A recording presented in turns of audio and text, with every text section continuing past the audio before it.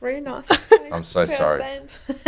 I've ruined everyone's No, lives. I don't think you've ruined mine. No. I probably feel more comfortable with where I'm at with my life, really, to be honest. Yeah. I'm glad that there's a positive in here somewhere. Yeah. No, I think it's just like in terms of all that like kind of made me realize that it's a lot of things that I see different and I think different, which has just reassured me that I'm on the right path on what I want.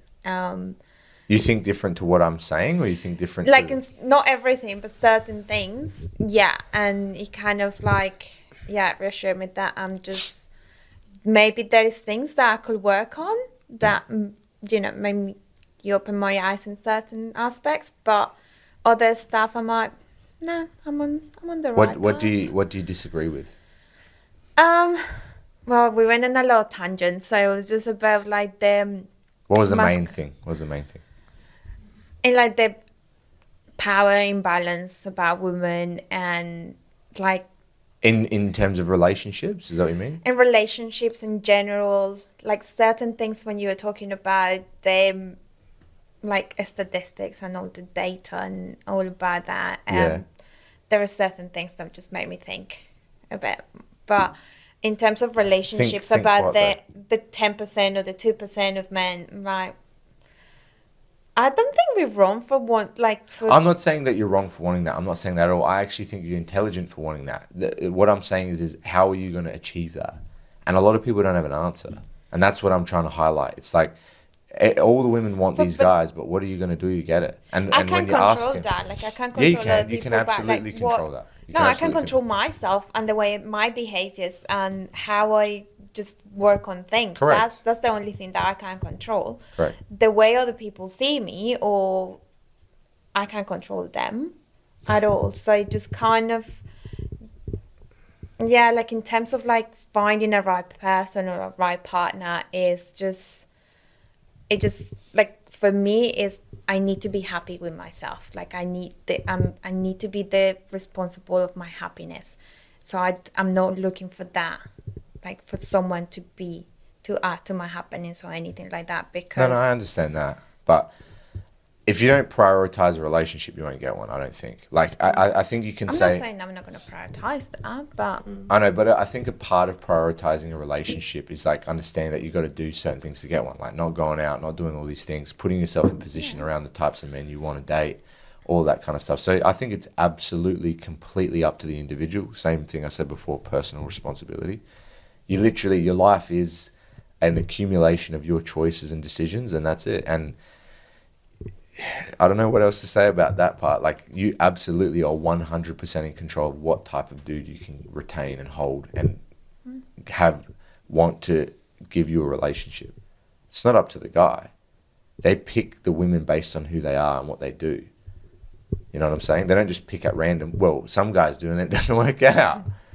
I think guys that are more deliberate, they're looking for the stuff you're talking about. I want a woman that's not partying, not doing all this thottery, going online, twerking everywhere, whatever.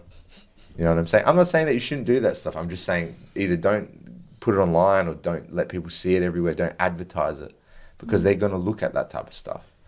And if they see it, they probably go, maybe she's fun to hang out with, but maybe I don't want to have a marriage with her. And again, it's unfair. It's a double standard, because men can do all that shit and they don't have the same negativity for the most part. There's a lot of double standards in the world. It's not fair that I'm stronger than all three of you. Why is that fair? Oh, because of my genetics? It's not fair. That's life. It's not fair that you can reproduce and give birth to children and I can't. But the world is unfair.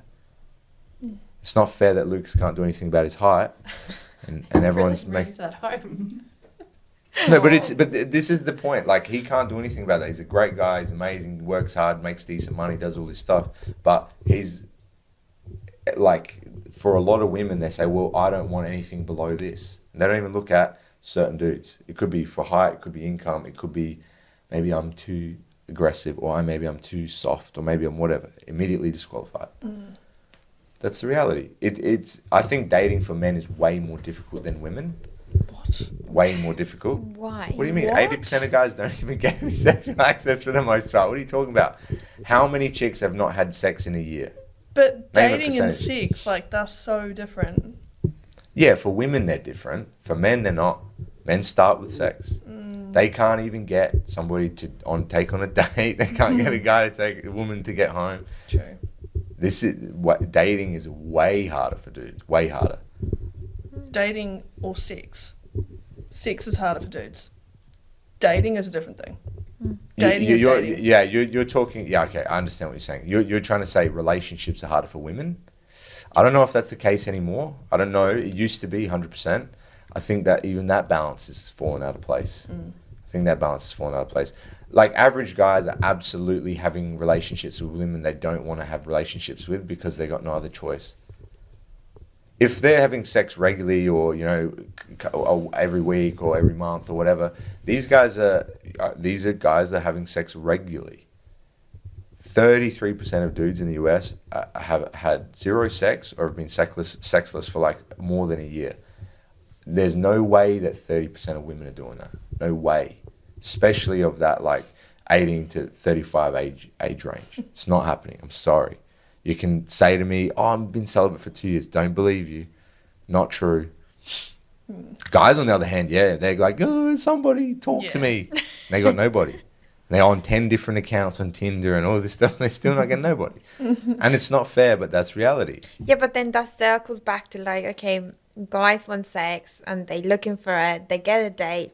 But then in a girl's mind, it's like, I'm not going to sleep with this guy because he's not going to see me again if I sleep with him on the first I date. don't agree with that. I think women absolutely make exceptions for men that are worthy of that. If they're tall enough, they're handsome enough, they make enough money, blah, blah, blah, blah, blah, they'll absolutely do it. And that's the problem. That's the reproductive issue. A small percentage of men get the exception. The other guys, you've got to comply, buy me this, take me on 10 dates, blah, blah, blah. It is what it is. It is what it is. I'm not saying it's fair. I'm not saying it's fun. I'm not saying it's nice. But it's the reality. Just like guys that earn multi-millions, they're going to choose who's their wife. They choose. And if you're not compliant, they find somebody else. It's not fair. It's not fair. But it's life. All right. I think we'll close out there. I'll stop ranting. Thank you so much.